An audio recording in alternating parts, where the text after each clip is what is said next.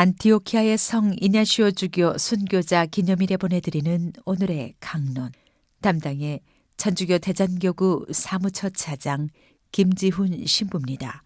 오늘 복음은 루카복음 12장 8절에서 12절까지의 말씀입니다. 그때에 예수님께서 제자들에게 말씀하셨다. 내가 너희에게 말한다. 누구든지 사람들 앞에서 나를 안다고 증언하면 사람의 아들도 하느님의 천사들 앞에서 그를 안다고 증언할 것이다. 그러나 사람들 앞에서 나를 모른다고 하는 자는 사람의 아들도 하느님의 천사들 앞에서 그를 모른다고 할 것이다. 사람의 아들을 거슬러 말하는 자는 모두 용서받을 것이다. 그러나 성령을 모독하는 말을 하는 자는 용서받지 못할 것이다. 너희는 회당이나 관청이나 관아에 끌려갈 때 어떻게 답변할까? 무엇으로 답변할까? 또 무엇을 말할까? 걱정하지 마라. 너희가 해야 할 말을 성령께서 그때에 알려주실 것이다. 찬미 예수님, 대전 가톨릭 평화방송 애청자 여러분 안녕하십니까? 우리 청취자 여러분들께서는 일상생활 안에서 오늘 할 일을 내일로 미루어 보신 적이 있으신가요?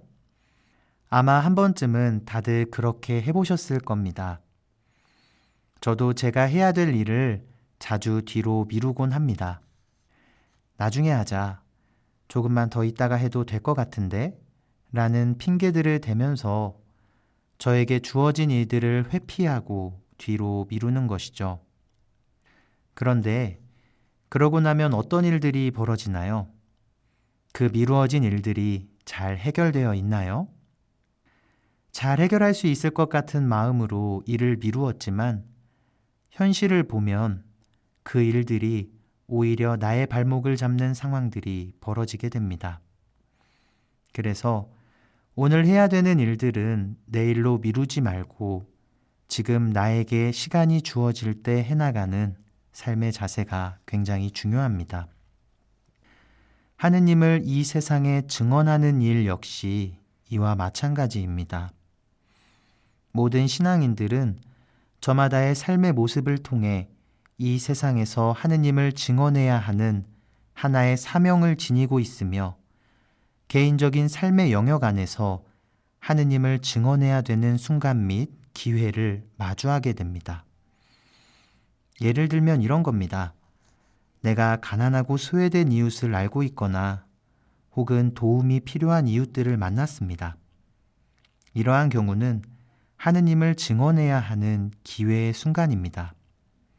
왜냐하면 복음에서 예수님께서는 분명 이러한 분들에게 사랑을 전하라고 가르치셨잖아요. 자, 그러면 이 기회의 순간 우리는 어떻게 해야 될까요? 우리는 하느님을 증언해야 됩니다. 그런데 문제는 이것입니다.